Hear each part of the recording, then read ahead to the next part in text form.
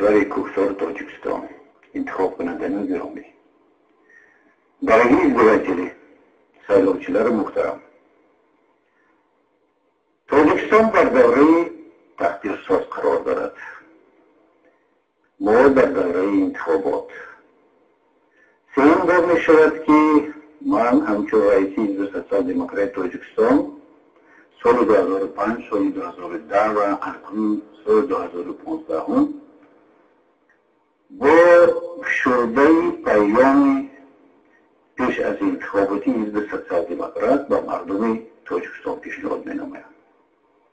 باید قبل نمایم که در دو برنامه پیشینه من بسیارتر تکیه میکردم به علمی و نظریوی و وقتی انتخابات وقتی واقعی با انتخاب کنندگان احساس کردیم که درک کردیم که برای مردم تا اون درجه فهمانه بوده است.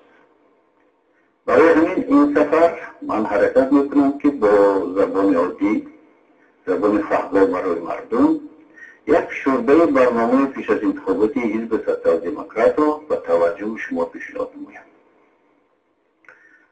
سوال باید قطع نمایم که برای چی ما با این انتخابات کوشش و با غیرت همراه شدیم.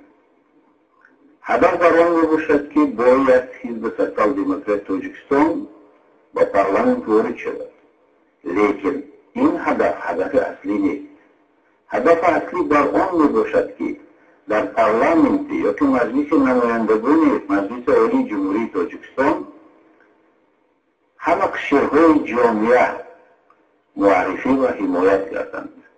یعنی منشأت جامعه برای حمایت کردن، برای رقابت سالم را در پارلمان جمهوری تاجیکستان با میان آوردن. حزب سوسیال دموکرات تاجیکستان با این انتخابات همراه شد. غیر از این وظیفه اساسی حزب سوسیال دموکرات تاجیکستان در آن میباشد که در این انتخابات در فعالیت پارلمان در حقیقت تقسیم حاکمیت که در مورد نو کنستیتوسیون جمهوری تاجیکستان با تنظیم آورده شده است همین چیز عملی گردد. یعنی من چه نظر دارم؟ سراول باید طبق تقسیم حاکمیت هر شاخه حاکمیت دولتی مستقل و در اساس برابری فعالیت خود را پیش برده تواند. اگر که در پارلمان رقابت نباشد، مستقلیت نباشد، پیش بردن جامعه، درک کردن مسائل، اون حمایه منفعت‌های جامعه و کشور و دولتداری غیر امکان می‌شود. از این رو حزب سوسیال دموکرات تاجیکستان کوشش دارد که با پارلمان وارد شده همین عملیات همین پرینسیپ‌های عملی بردارد. غیر از این باید همین شروع گفتنم در کار که در تاجیکستان تقسیمات حاکمیت امروز چشمرس نیست. یعنی اگر اینه در مقیاس دولتداری هم گیریم، در مقامات بالای هم گیریم یا که محلی هم گیریم همین طور است. من عادی‌ترین مسئله که این مسئله کنستیتوشنالیسم و پارلمانتاریسم، این چیز در کدام حالت قرار دارد ما هر روز این چیز را می‌بینیم.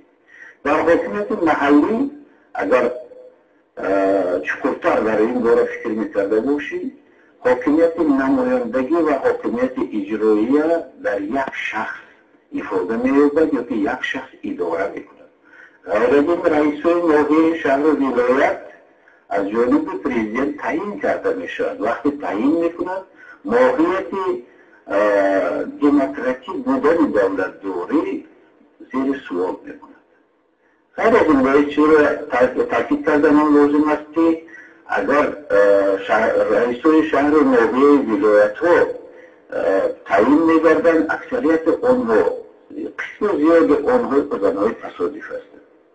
باز از این مسئله این هم باشد حیات جمعیت تاجیکستان در یک علتهای زیاد دارد، یعنی سست میباشد. سست میباشد از روی آن که سر اول حزب و اعضاب سیاسی که خصوصا مخالف از جانب حاکمیت دولتی با آنها فشار آورده میشد. این هم در اساس کدام سبب؟ در سبب که خود در پارلمانت تاجیکستان فراکسیون سیاسی قرار ندارند و دموکراسی در پارلمانت جمهوری تاجیکستان یک طرفه می باشد، یک جانبه می باشد. اگر موقعیت تقسیمات حاکمیت از نظر میگذرانده باشیم، باید تنها در پارلمان در ارگان قانونگذار دموکراسی واجب باشد. در حاکمیت اجرایی فقط فرمان روایی، انتظام، ترتیبات باید باشد، یعنی اجرا کرده شود. در حاکمیت سودی استواری قانون، ولایت قانون عمل گشته، عدالت سودی برقرار باشد. لیکن در پارلمان، در ارگان قانونگذار دائم رقابت، مستقلیت، درک بحث و مسائل و غیره به میان آمدنش در کار که همه پرابلم های جامعه در این مثال پارلمان حل خود را یافته تواند. از اون رو من یک چند چیز را از نگاه مثال حزب سفر دموکراسی تاجیکستان پیشنهاد کردم بودم. سراغ همین تاکید میکنم که هر حزب 3 نمود برنامه پیش از انتخاباتی دارد. از روی حجمش نمود اولش این پیام یا که میسیج میگوید، این در یک شعار یا که در یک صحیفه جایگیر شدنش ممکن است. نمود دویمش این پلتفرم پیش از انتخاباتی که همه دو سی صحیفه را در بر میگیرد، لیکن در این پلتفرم انتخاباتی همه اولویت های پرینسیپ های پیش از انتخاباتی حزب انعکاس می‌یابد. و سیوم این به برنامه پیش از انتخاباتی حزب سیاسی از جمله حزب سفر دموکراسی تاجیکستان میباشد که حجما بسیار وسیع میباشد. من مثال حزب سفر دموکراسی تاجیکستان این گونه برنامه را در زیاده از 300 صحیفه پیشنهاد میکنند برده. یعنی از این رو اگر ما از روی حجمش میگرفته باشیم، البته این روز من نه برنامه سیاسی رو نه حتی پلتفرم سیاسی رو پدر معرفی کردن نمیتونم. از این رو تنها پیام و قسم اولویت‌های پلتفرم پیش از انتخاباتی رو به شما و به توجه شما پیشنهاد می‌نمایم. پیام حزب سفر دموکراسی تاجیکستان از یک شعار اساسی عبارت است و هم از شعار عمومی حزب منشأ میگیرد، آغاز میگیرد. این هم باشد خیرات، عدالت و ترقیات. برای انتخابات این ساله ما پیشنهاد کردیم که خیرات، عدالت و ترقیات بر هر یک خاندانی تاجیکستانیان. یعنی برای چی؟ برای آنکه در تاجیکستان این روز خیرات این راهبری کننده نیست، عدالت حالا جاری نشده است و ترقیات ما این پیشرفتن حال اقتصادی اجتماعی را انعکاس دادن نمیتواند. یعنی برای مثال این عمل را به هر یک خانواده تاجیکستان مورد کردن، ما باید که از چند مسئله های اولویت دولتداری و اولویت کنسولی وارد شوید. مثال عادی‌ترین مسئله، اگر در مطلوب سیاست داخلی ما این روز استقلالیت دولتی را پیش بردن باشیم، این روز حاکمیت دولتی تاجیکستان همین پیش برده شده است. لیکن از روی کنستیتوسیا و قانون‌های جمهوری تاجیکستان ما سر اول اولویت ملی را پیش برده توانیم. اینجا سوال پیدا میشد که اولویت دولتی از اولویت ملی چی فرق دارد؟ اولویت ملی این وسیع‌تر است. یعنی اولویت یا که استقلالیت ملی، این استقلالیت انسان و شهروند را، این استقلالیت جامعه را و استقلالیت دولت را در بر میگیرد و طبق ماده 5 کنستیتوسیون جمهوری تاجیکستان سر اول در جامعه، در دولتداری استقلالیت شهروند، استقلالیت جامعه تامین شدنش در خود، پس استقلالیت دولت. یعنی ما از این نگاه یک چند چیزها را با همچون موقعیت پلتفرم پیش از انتخاباتی درسترش 4 موضوع اساسی را پیشنهاد میکنیم. یکم این دموکراسی اجتماعی. دموکراسی اجتماعی که ما پیشنهاد میکنیم از 5 سمت اساسی عبارت بوده اون رو این سیاست اجتماعی به واسطه موقعیت حزب سوسیال دموکرات از بس که کلمه سوسیال دموکرات این دموکراسی اجتماعی می باشد این کس می دهد. دوم این تامین کردن حاکمیت خلق حقانی حاکمیت خلقیت مردم سالاری. این چیز رو اگر از 3-4 سمت اساسی تامین کرده نتوانیم، همه که آن مسئله که در کنستیتوسیون در قانون ها اعلام میکنیم که حاکمیت خلق طبق مثال ماده 6 کنستیتوسیون جمهوری تاجیکستان، این را عملی کردن مشکل میشه. برای سراول باید ما هر یک مردم اشتراک هر یک شهروند رو در قبول قرارهایی که به منفعت آنها مربوط دارند تامین کردن مدرک. این یک جبهه. دوم جبهه، اگر که مقامات نمایندگی قانونگذار خود پارلمانت فقط قانونهای قبول کند و از بالای اجرای قانونها نظارت بردن نتواند، آن را تامین کردن نتواند، این هیچ وقت مردم سالاری را به میان آوردن نمیتواند. یعنی یکی از مسئله ها یک جبهه این مسئله از جهت نظارت کردن پارلمانت رو تامین کردن در کار. این مسئله تنها به واسطه ارگان قانونگذار یا که مجلس نمایندگان یا که مجلس نمایندگان مقامات امروز انتخابات می‌رود و من از روی این برآمد میکنم این تامین کردن بود. سوم طرفش در اون میباشد که پورا حاکمیت دولتی تامین نمیگردد یا که حاکمیت خاص تامین نمیگردد اگر ما در محلها دموکراسی پایان رو به میان آورده نتوانیم. امروز برای این هم یگان زمینه در تاجیکستان حال موجود نیست. از دست که حاکمیت محلی نه تنها از نگاه تقسیمات حاکمیت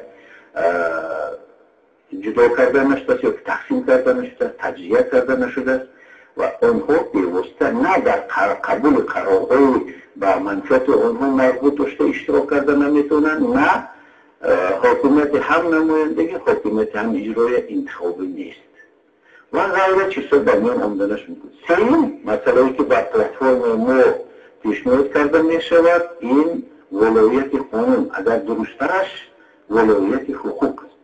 سوال پیدا میشد که ولایت قانون و ولایت حقوق چه فرق دارد؟ این فرق بسیار کلان دارد. در اساس قانون ما حتی غیر قانونی و که مثال که گرفتیم چون روسی میگن پرایزبول یا که فورمال کردن حقوقه و بیان آوردن ممکن است. وقتی که قانون عدالت پیشه نباشه، یعنی از روی عدالت از روی حقوق آن را تامین کردن امکانیت نداشته باشد، این قانون هیچ وقت قانونی حقوقی شده نمیتواند یا که ولایت قانون را تامین کردن نمیتوانیم. برای همین یک موضوع پیدا میشد، شعار پیدا میشد که قانون قبل از همه قانون عدالت پیشه باشد.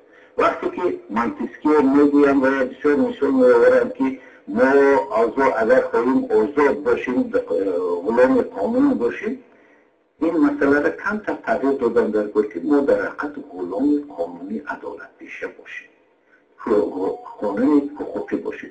و چهارم موضوعی که پلتفرم ما پیشنهاد کرده می شود این تامین کردن حقوق و روزداری انسان است. یعنی اول برابری انسان را، برابری شهروندان را در نزد قانون و سود است. برابری هر گونه میفهمند، لیکن فهمیش در تاجیکستان وجود داشته تا اون درجه خوب و درست نیست. یک مثال عادی میآورم. اول در جامعه قانون را یا ولایت حقوق را فقط شهروند اجرا میکرده باشد یا که رعایت میکرده باشد، شخصان منصبدار، مقامات دولتی و غیره که در منصب نشستن در وظیفه دارند، آنها اگر این رعایت اجرا کردن نتوانند، هیچ وقت برابری در نزد قانون و سود به عمل نمی‌آید.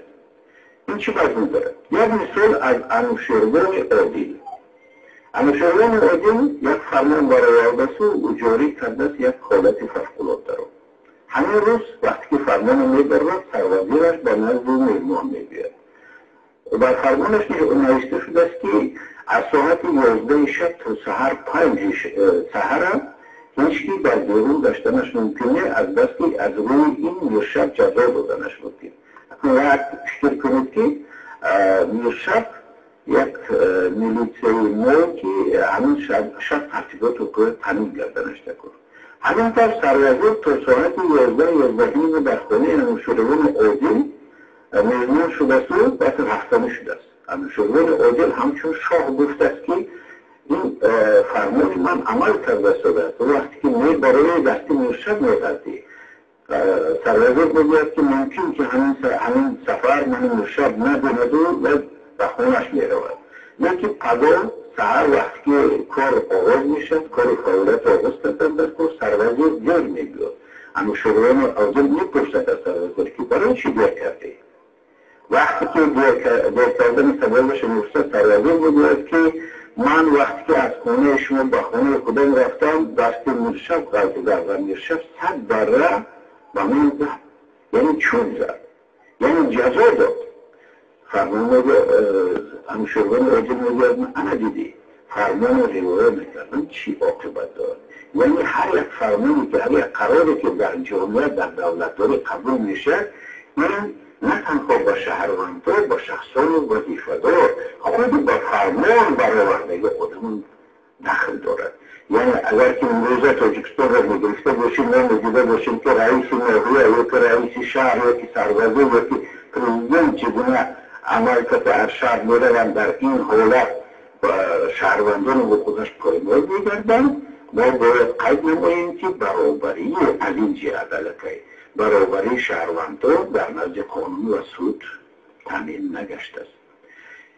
البته سوال پیدا می شود که غیر از پلتفرم انتخاباتی حزب سیاسی دموکرات در ساحه اقتصاد، اجتماعیات و غیره چگونه پیشنهاد دارد؟ پیشنهاد زیاد داریم، لیکن همین چیز رو برکردن ما در کار که ما باید همه پیشنهادهایی که حزب پیشنهاد میکند بر اساس سیاست قانونگذاری عملکرد دادن ما در کار.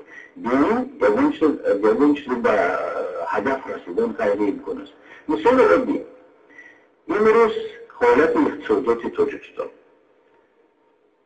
در اون باشد که ما امروز نظام در اقتصادیات نداریم، یعنی به نظامی قرار دارد. در ما یک اقتصادیات در کار که اقتصادیات با نظام باشد. این روسا میگن که سیستم ارگانیزوان اکونومیکا. لیکن اگر ما امروز کارپسیا فساد را میگرفته باشیم، کارپسیا فساد امروز نظام گرفته است، استوار شده است. وقتی که کارپسیا استوار نظام دارد علاقه اقتصادیات میمورد یا که به نظام میگردد یا که انارخیا به میان میآید. برای همین اقتصادیات را برای سیستم در آوردن و نظام در آوردن باید تنظیم حقوقی آن از نگاه سیاست قانونگذاری همین درجه با خردمندانه عملی داشتنش در کار که این چیز به واسطه جامعه رو پیش برده تواند. یکی دیگر مسئله خودش خیلی که من گفتم در سیاست داخلی این دولت اگر ما تنها اولویت دولت داری را بالا میماندگی با شما اولویت جامعه یا که شخصیت با دویم درجه می شده باشد هیچ وقت ما بر اساس قانونگذاری جامعه پیش برده نمیتونیم. جامعه را تنها آن وقت در اساس قانونگذاری پیش برده می شود که اول شخصیت را ما حمایت کرده توانیم، منفیت وی را تامین کرده توانیم و بر این اساس ما دیگر پرابلم ها را حل کردن ممکن است. یکی مسئله که در ساحه خارج سیاست خارجی در اینجا پیشنهاد زیاد است.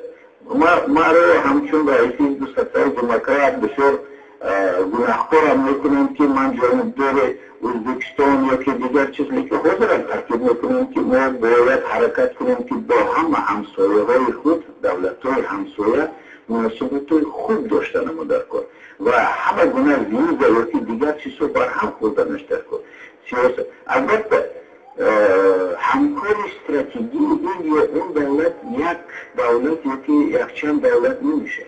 باید در هر سالهای یا که مثال تخصص یا که سمت کار اداره و دولتی ما همکار استراتژی داشتن ما ممکن است. و دیگر سوال که اصلاحات حقوقی و دیگر چیزاتی البته ما درسته ما حزب سوسیال دموکرات را حزب حقوق شناسان هم میگوییم. در اینجا امکانیت زیاد داریم.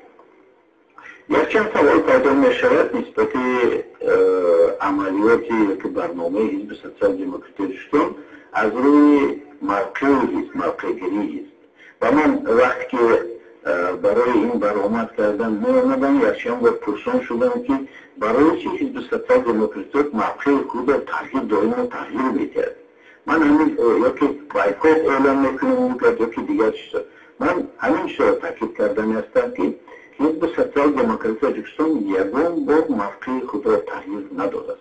ما وابسته از امکانیت و زمینه‌هایی که برای عملگردانی موقع حزب سوسیال دموکراتی تاجیکستان ضرور میباشد از این رو عمل میکنیم. وقتی که محدودیت‌ها قسمان باشدن بر هم میخورد ما بیوسته به انتخابات اصلا وارد شدیم و یگان بار خود بایکوت این سفر اعلام نکردیم. دومش هم مسئله باشد که امروز برای چه همین روز 5 فوریه من برآمد میکنم همین روز راست 16 سال میشود که از یکم بار حزب سوسیال دموکرات به قید گرفته شدنش، یعنی 5 فوریه 1999 سال. این هم تصادف است، لیکن از این طرف باید برای خرسندی این هم سبب شده میتواند که امروز حزب سوسیال دموکراتی تاجیکستان 16 سالگی اولین قید خود را قید میکند. دیگر مسئله که به میان میآید از ما بسیار پرسان میشوند همه حزب‌های سیاسی رقم‌گذاری روی خط حزبیشون را وابسته از اولویتی که رئیسان آغاز کردند. حزب سوسیال دموکراتی تاجیکستان باشد از الفبا آغاز کردند. من همیشه را گفته میتوانم که این یک تکنولوژی نو است، تکنولوژی انتخاباتی نو است. برای چی؟ یکمش باور روی خط حزبی را همیشه تغییر کردیم که از روی الفبا برابری را در حزب در داخل حزب تامین کردیم. سوار از این من شروع میگویم که رئیس حزب سوسیال دموکرات یعنی من در روی خط آخرام میباشم، یعنی حاضر از 22 نفر که آدم ما پیشنهاد کردیم 13 نفرش با قید گرفته شده است، من 13 هم میباشم. دوم مسئله در آن میباشد که اما این 13 نفر امکانیت برابر دارند برای اگر حزب سوسیال دموکراتی تاجیکستان به پارلمان وارد شود رقم اول شدن بود، یعنی ما رقابت را به میان آوردیم. برای 13 نفر ما حوزه انتخاباتی را تقسیم کردیم و قرار قبول کردیم که اگر این یا اون نامزد نوابسته که و 6 است 8 است یا 10 است در حوزه انتخاباتی که به اون متصدی کرده شده است اهم زیاد فایزی را برای حزب آورده تواند او رقم اول است. دیگر همه نماینده حزب در فایده او عریضه میگذارند و آن را همچون نامزد خود همچون وکیل خود در پارلمان اعتراف میکنند. یعنی این برای تاجیکستان یک تکنولوژی انتخاباتی نو میباشد که ما همین چیز را جاری کردیم و آینده فکر میکنم که دیگر حزب‌های سیاسی هم همین مسئلات یا کمیسیون مرکزی انتخابات هم همین مسئلات برای پیشروی جامعه تاجیکستان دولتداری تاجیکستان انتخاب آزاد و شفاف حصه خود را بگذرانند. یکچند مسئله در باره وطن دوستی و دوستی برای که نسبت حزب سوسیال دموکراتی تاجیکستان بسیار تعریف و توصیف ها می‌گردد که این برای جامعه خدمت نمی‌کند، برای دیگر دولت خدمت می‌کند. لیکن من یک کلمه که گفتم می‌توانم که حزب سوسیال دموکراتی تاجیکستان این در حقیقت حزب وطن دوست است و ما دوست را در داخل حزب بسیار احترام کلام داریم. لیکن با یک سخن شاعر می‌گفته باشیم برای دوست جان دادن آسان است، لیکن دوست را دریافت کردن که برای اون جان دادن ارزنده باشد بسیار مشکل است. لیکن در حزب سوسیال دموکراتی تاجیکستان همین گونه آدم ها جمع داشتند که آنها در حقیقت برای همین طور دوست سوزدن ارزنده می باشد. و نهایت در قسم یک مسئله گفته گذاشتنم لازم است. این مسئله دین اسلام و انتخابات. البته همین رو تاکید کردنم لازم که حزب سوسیال دموکرات تاجیکستان اکثریت مطلقیت البته ما الحمدلله مسلمان هستیم. یعنی دین اسلام رو البته به انتخابات آلوده کردن لازم نیست. دین باید در ساحه معنویات فرهنگ عمل کرده تواند. این مضمون آن را ندارد که ما ارزش‌های دین را ارزش‌های اسلام را استفاده نکنیم. البته خود من بیوسته از 12 سالگیم قاری قرآن می باشم، لیکن من در یگان برآمدم همچنین قاری قرآن ارتباط نگرفتم یا که خود را مثال تعریف و تفسیر نکردم. راوین ما وقتی که از اولاد شیخ عمر باغستانی هستیم که عبیره خجهرار ولی و باید که اون اعتقادی که داریم در ساحه اسلام و این را در مسئله های سیاسی استفاده نمی کنیم. لیکن این موضوع باید که در جامعه تاجیکستان از نو بررسی کرده شود و ما اسلام را در حقیقت مقدس دانسته، اسلام را احترام کرده، اون را در ساحه فرهنگ و معنویات استفاده برده، بواسطه یک دیگر فهمی جای در جامعه را تامین کرده توانیم. میخواستم تنها دو مسئله اینا با دو سه زبان گفته میذارم برای که برای ما مهم است. سراول این مسئله ملیت و ملت دولت داری. در تاجیکستان طبق ماده 6 کنستیتوسیای جمهوری تاجیکستان همه شهروندان نوابسته از ملیت آنها یا که اعتقاد دینی و غیره خلق تاجیکستان را تشکیل میدهد. یعنی در این مضمون خلق تاجیکستان و دولت تاجیکستان، ملت تاجیکستان این یک است.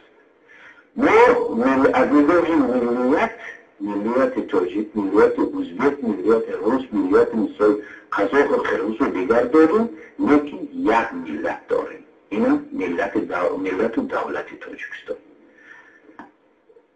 Дорогие избиратели, то, что я сказал уже на таджикском языке, нет нужды переводить его.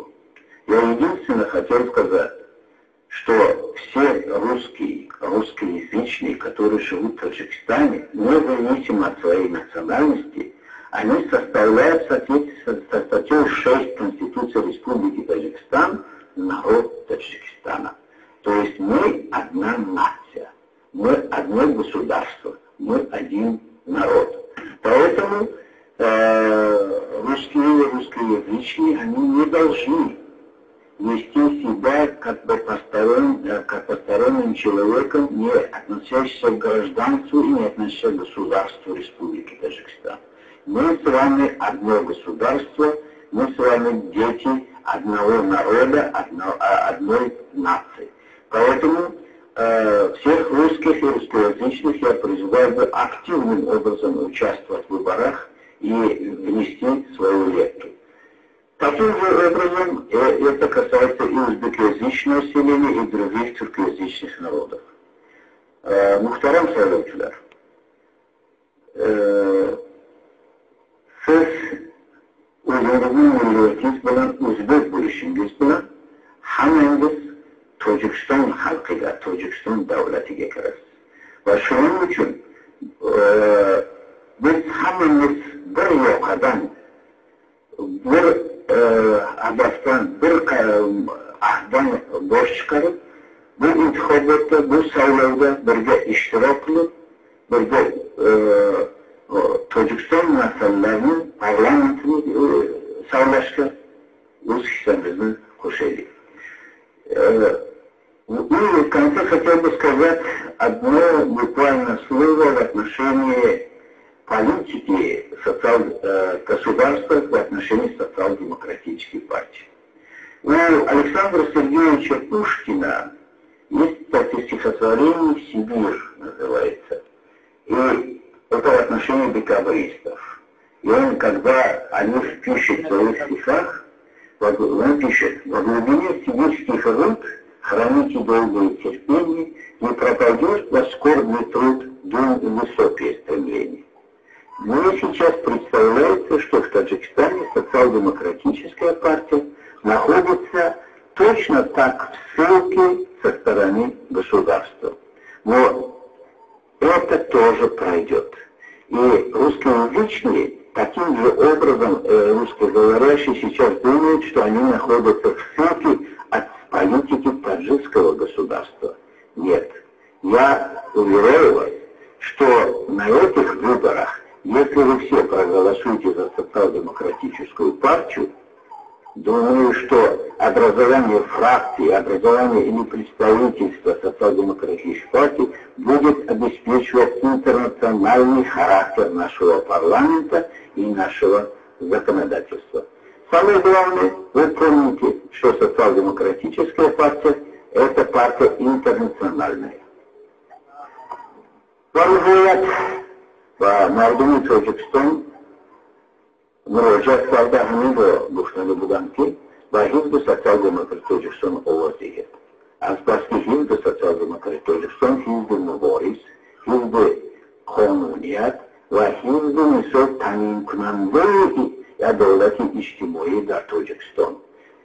ҳизби социал-демократи Тоҷикистон имрӯза ва хусусан ояндаи Тоҷикистон, яъне тақдири Тоҷикистон мебошад.